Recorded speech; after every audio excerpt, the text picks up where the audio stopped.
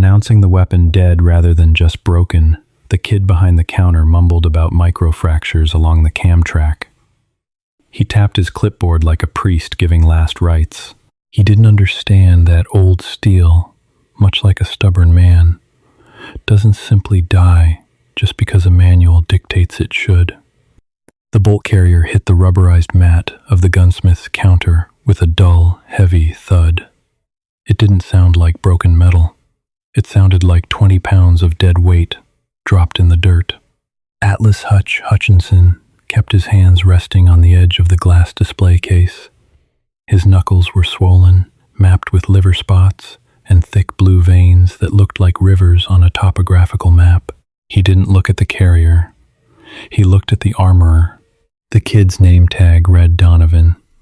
He wore a black polo shirt that smelled aggressively of citrus degreaser and fabric softener, a scent that made Hutch's nose itch. Donovan had clean fingernails. That was Hutch's first problem with him. You don't trust a mechanic with clean hands, and you sure as hell don't trust a gunsmith whose cuticles look like they belong in a magazine.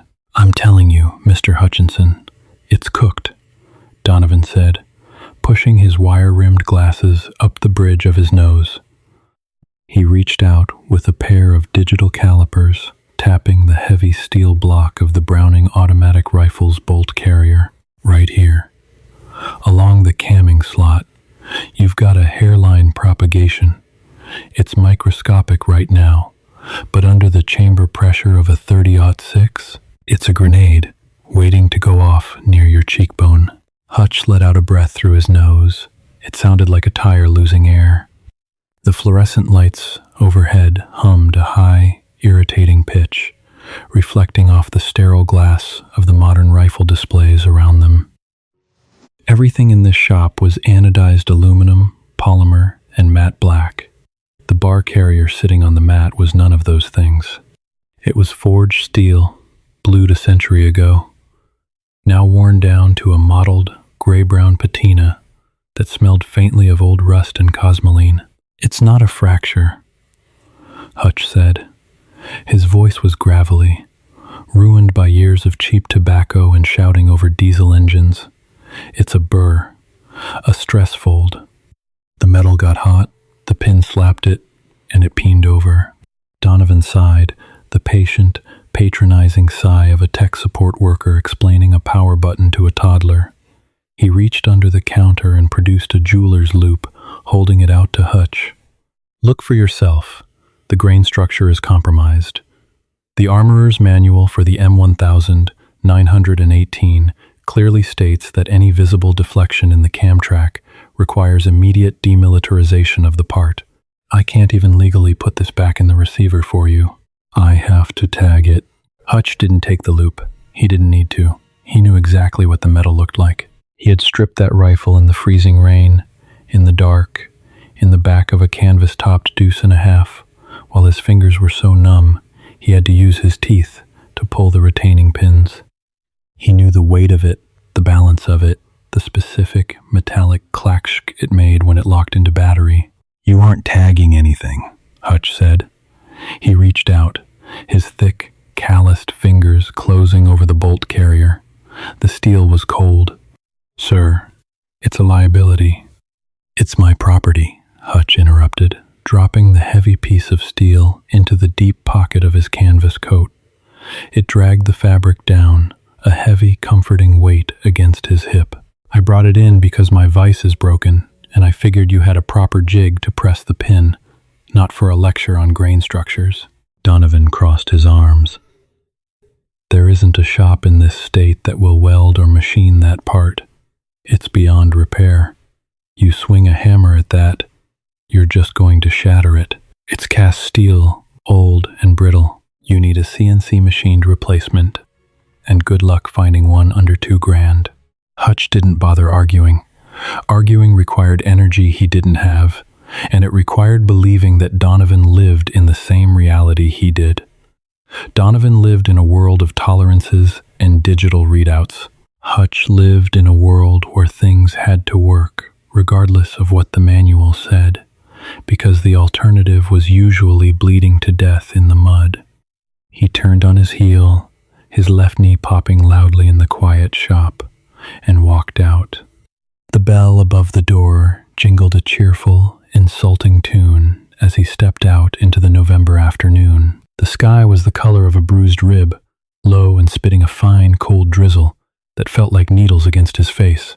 He walked to his truck, a rusted-out Ford that smelled of wet dog and spilled coffee, and climbed in, wincing as his lower back protested the movement. He pulled the bolt carrier from his pocket and set it on the passenger seat. It sat there, a dense, ugly lump of history, cracked beyond repair. Hutch gripped the steering wheel, staring at the part. He felt a sudden, irrational surge of anger. It wasn't directed at the kid in the shop. It was directed at the metal itself. He hated it for breaking down. He hated it for getting old, for losing its temper, for becoming brittle. He keyed the ignition, the truck sputtering to life with a choked cough before settling into a rough, rattling idle. He put it in gear and drove toward the edge of town, the wipers scraping a frantic, uneven rhythm across the glass. Hutch's garage was not a workshop. A workshop implies organization, intent, and maybe a pegboard with outlined silhouettes for wrenches. Hutch's garage was a cavern of accumulated survival. The air in here was heavy, smelling of damp concrete, ozone from an old arc welder, and the sharp, distinct tang of Hoppa's number 9 solvent. The only light came from a single, bare 60-watt incandescent bulb hanging from a frayed cord above a heavy wooden workbench. The bench itself was scarred with burn marks, gouges, and deep, dark stains of indeterminate origin. He tossed his wet coat over a stack of dry, rotted tires in the corner and walked to the bench. He set the bolt carrier down directly under the yellow pool of light. For a long time, he just stared at it. His shoulder throbbed a deep, rhythmic ache in the joint where the cartilage had worn thin decades ago. He reached for a half-empty bottle of generic ibuprofen on the shelf, shook 3 white pills into his palm, and dry swallowed them. They tasted chalky and bitter, catching in the back of his throat. He pulled a heavy, cast-iron machinist's vise from the floor, hauling it up onto the bench with a grunt. It wasn't bolted down. The mounting flanges were sheared off. He just wedged it against the wall and a block of scrap oak. It would hold. It had to. Hutch clamped the bolt carrier into the jaws of the vise, tightening the handle until the steel groaned. He wiped his hands on a greasy rag, leaving streaks of black oil across his palms, and leaned in close. He didn't have a jeweler's loupe, but he had a cheap magnifying glass with a chipped plastic handle. He held it up to the light, squinting his good eye. There it was, right on the inner lip of the camming slot where the bolt link rode. Donovan was right about the location. There was a jagged, dark line disrupting the smooth, polished surface of the track. To a computer or a kid fresh out of armorer's school, it was a crack, a death sentence. But as Hutch looked closer, altering the angle of the magnifying glass so the yellow light caught the edge of the line, he saw the shadow. A crack is a separation. It goes down. This wasn't just a crack. It was a gouge that had displaced the metal, pushing a microscopic ridge of steel upward and outward. Decades of the heavy bolt slamming back and forth had eventually caught a piece of grit, or maybe just fatigued the surface hardening, creating a burr. The fracture line was just the shadow of that burr, driven deep into the softer steel beneath the hardened surface. The metal wasn't dead. It was just bruised, bent out of shape, brittle, Hutch muttered to the empty garage. He set the magnifying glass down. He opened the top drawer of his toolbox. The drawers slid with a rough, grinding sound, lacking any kind of ball-bearing glide. Inside was a chaotic mess of files, punches, and stray springs. He dug past the modern tools, the Torx bits and the torque wrenches he rarely used, and reached into the very back. His fingers closed around a familiar wooden handle. He pulled it out. It was a ball-peen hammer. It wasn't a precision instrument. The hickory handle was dark, polished smooth by the oils of his own skin, wrapped near the head with peeling, black friction tape.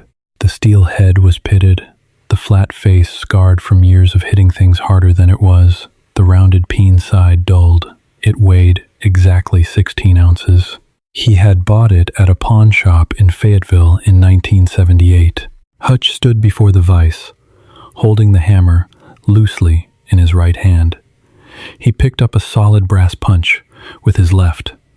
The textbook way to fix a stress riser, if you couldn't replace the part, was to use a TIG welder, lay down a micro bead of fresh steel, and then mill it back to spec. Hutch didn't have a mill. He didn't have a TIG welder. What he had was a hammer and an understanding of how metal flowed. Steel is not glass. Under the right kind of pressure, directed in the exact right way, it doesn't shatter. It yields. It moves. You can pack it back together, forge the microscopic grain structure back into alignment by sheer blunt force. It's an archaic, brutal process called peening. It's how blacksmiths have stopped cracks from spreading since the Iron Age. But it requires hitting a hardened piece of machine steel with enough force to deform it, without hitting it so hard that you actually do snap it in half. Hutch felt a sudden, cold knot of doubt in his stomach. The kid's voice echoed in his head. You swing a hammer at that, you're just going to shatter it. His hands were shaking. Not a lot, just a fine, high-frequency tremor in his fingers. He looked at them. Old hands. Weak hands. He couldn't remember the last time he had done something this delicate with this much brute force. If he swung crooked, if the punch slipped, the carrier would fracture completely. It would be over. The gun would be a wall hanger forever. Stop thinking, he whispered. He positioned the flat tip of the brass punch directly against the raised lip of the burr, resting his left wrist heavily on the vise to steady the tremor. He angled it slightly, not driving straight down into the crack, but aiming to push the displaced metal back into the void it had left behind. He raised the hammer. His bad shoulder screamed, a hot flare of pain shooting up his neck. He ignored it. He focused entirely on the small circle of brass at the end of the punch. He brought the hammer down. Clack. The sound was sharp, ringing off the concrete walls. The brass punch bit into the steel, leaving a tiny, shiny smear of yellow metal. Hutch didn't stop to look. Momentum was everything. You had to catch the rhythm of the bounce. Clack, clack, clack. He swung from the elbow, not the shoulder, letting the weight of the hammer do the work. Short, hard, snapping strikes. He rolled the punch slightly between his thumb and forefinger after every 3 hits. Walker eyed the brass tip along the invisible line of the stress riser. Sweat broke out on his forehead, stinging his eyes. The garage was cold, but the exertion was immediate and intense. He could feel the vibration of each strike traveling up the punch, through the bones of his hand and into his jaw, which was clenched so tight his teeth ached. Clack, clack, clack. He was breathing heavily through his nose, his lungs rasping. He felt foolish. He was an old man beating on a piece of junk in a damp basement. He should have just let the kid tag it. He should have just let it go. Everything breaks eventually. Why was he fighting it? Because if this was dead, what did that make him? He hit it harder. Smack, smack, smack. The sound changed. The sharp ringing dulled into a flatter, denser thud. Hutch stopped. He stood frozen for a second, his chest heaving, the hammer suspended in the air. A dull thud meant one of two things. Either the microscopic void inside the steel had been packed tight, closing the gap, or the carrier had just snapped clean through the middle, the tension broken. Slowly, his fingers aching and stiff, he lowered the hammer to the bench. He dropped the brass punch. It rolled off the wood and hit the concrete floor with a clatter. He reached out and unspun the handle of the vise. The heavy jaws released with a screech of ungreased threads. Hutch picked up the bolt carrier. It was warm to the touch now, heated by the kinetic energy of the strikes. He wiped a smear of brass dust off the cam track with his thumb and picked up the chipped magnifying glass. He held it to the yellow bulb, squinting, holding his breath. He looked for the jagged black line. He looked for the shadow. It was gone. Where the supposed hairline fracture had been, there was now a slight depression, a bruised-looking divot where the steel had been brutally packed back down into itself. It wasn't pretty. It wasn't a pristine, CNC-machined surface. It looked like a scar, but it was solid. The grain had been folded inward, sealing the stress riser. Hutch let out a long, slow exhale.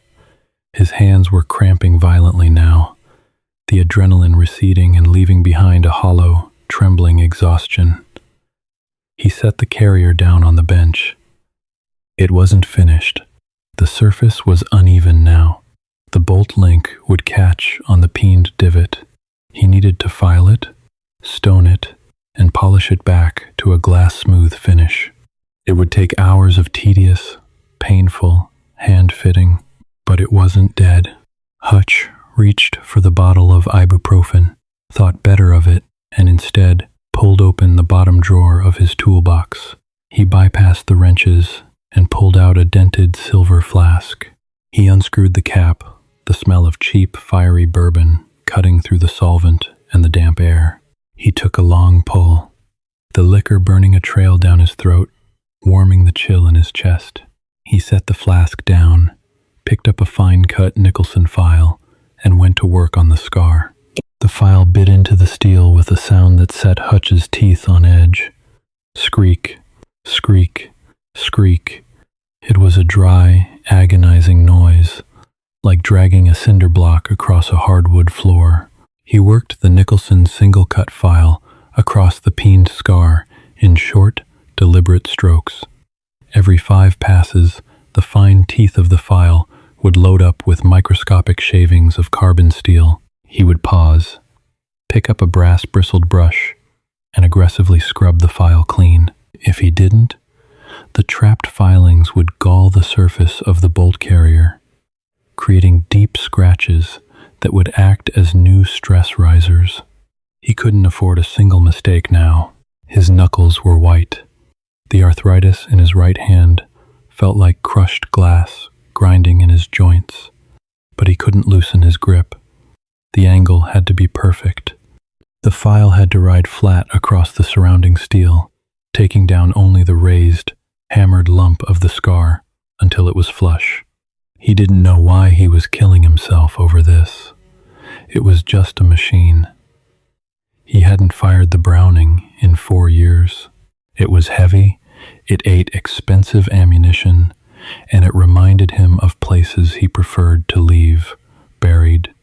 He remembered the smell of wet canvas and rotting vegetation, the deafening, concussive roar of the heavy .30 caliber rounds cutting through dense brush. He remembered the boys who had carried these heavy iron pigs, boys who had aged into bitter men, or hadn't aged at all. Maybe the kid at the gun shop was right. Maybe things that are old and cracked should just be tagged, retired, and left under glass. Hutch spat into a rusted coffee tin on the edge of the bench. He wiped his sweating forehead with the back of his forearm, leaving a smear of grease above his eyebrow. "Bullshit," he whispered. He set the file down. The scar was flat, but it was rough, covered in parallel striations. He reached for a small, rectangular block of hard Arkansas stone. He dripped 3 drops of thin, clear-cutting oil onto the stone. The oil smelled faintly of wintergreen.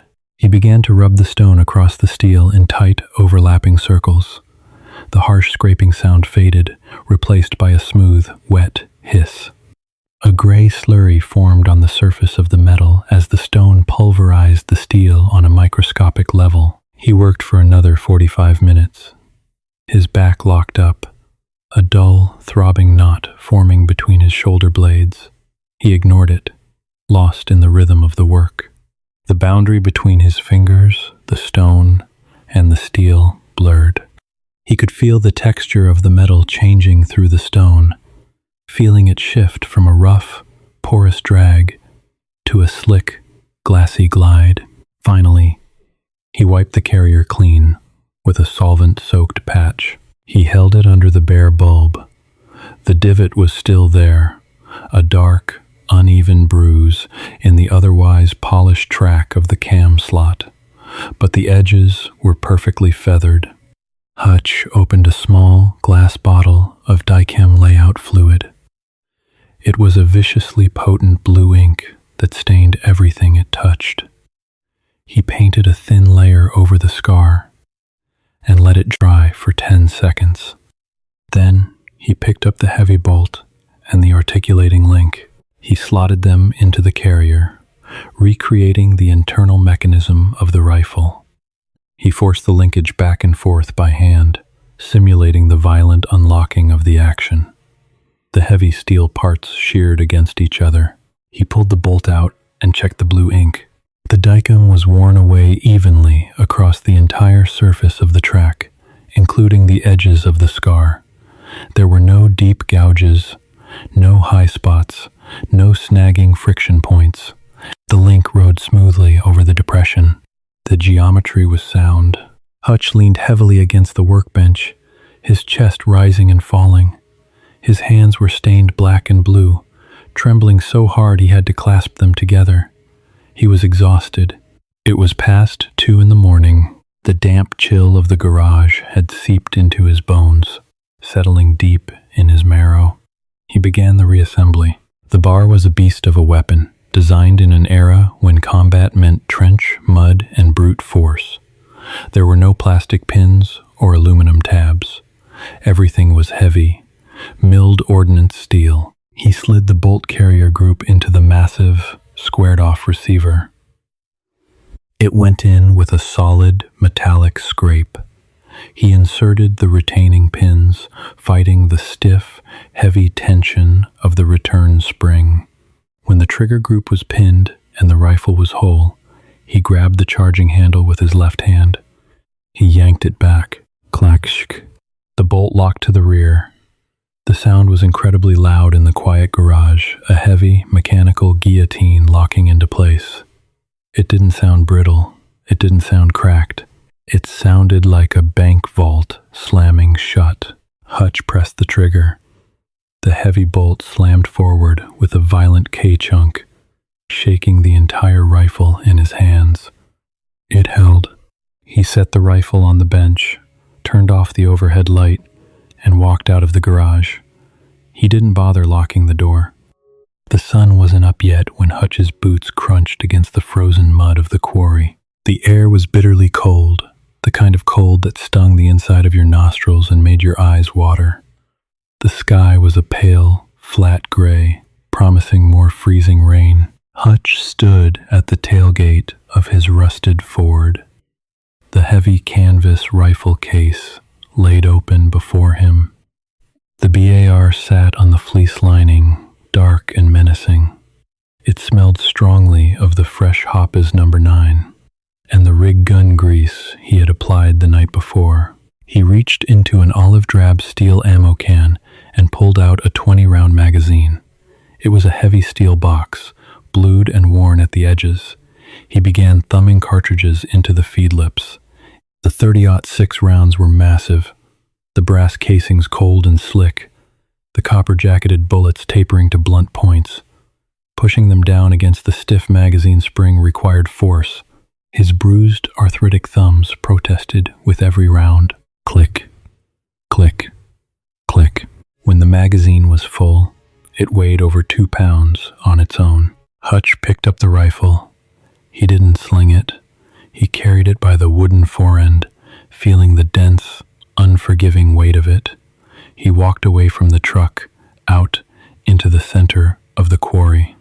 The dirt walls rose around him, scarred by decades of bulldozer tracks and target practice.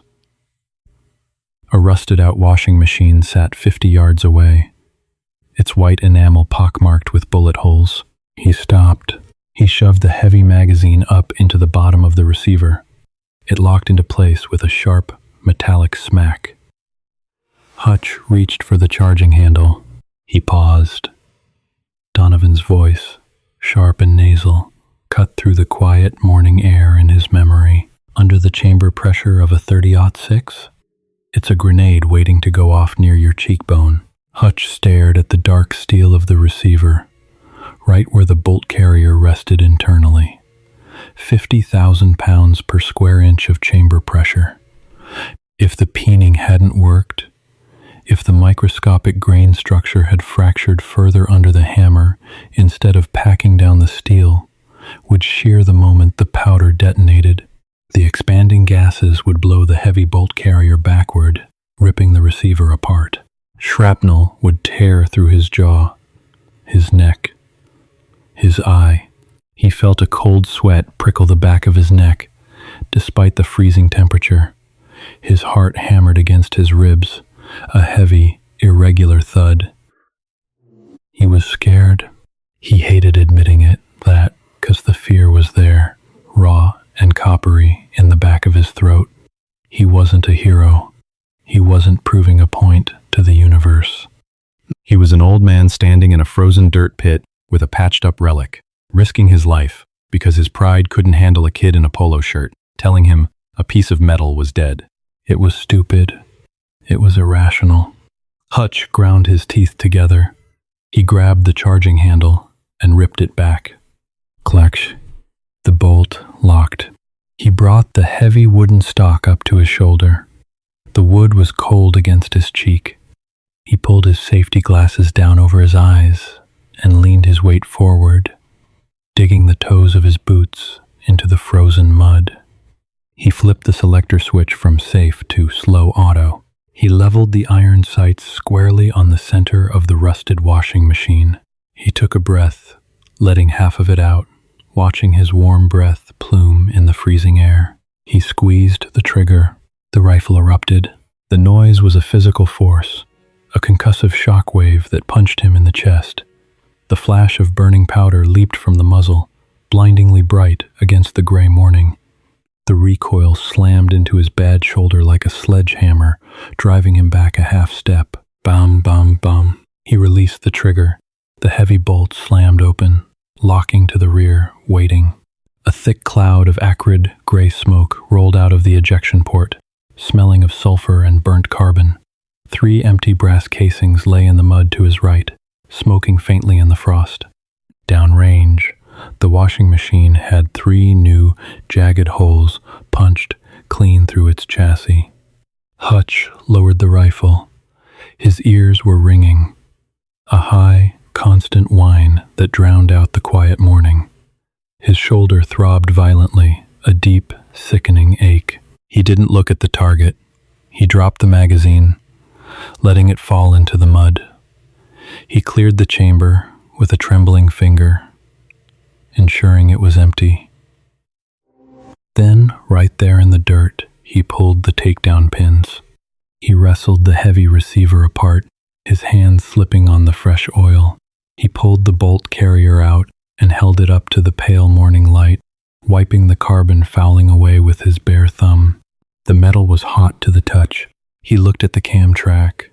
He looked at the bruised, hammered scar where the crack had been. It was perfect. The steel hadn't budged.